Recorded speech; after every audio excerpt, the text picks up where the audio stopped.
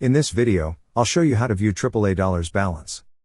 And if you're new to AAA, we'll include our referral link in the description below so you can sign up and start enjoying member benefits right away.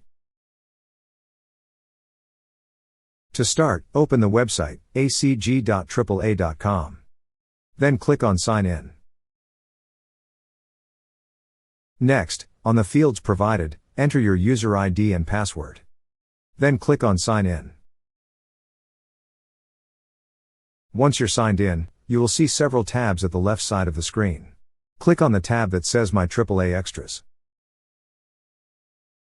Then on the drop-down list, click on the option that says View My AAA Dollars. That's how you view your AAA dollars balance. Thank you so much guys for watching, and if you have not yet subscribed to our YouTube channel, please subscribe to our YouTube channel as we create tech videos related to financial apps almost every day. Also check out our recommended resources in the description below for various sign-up bonuses.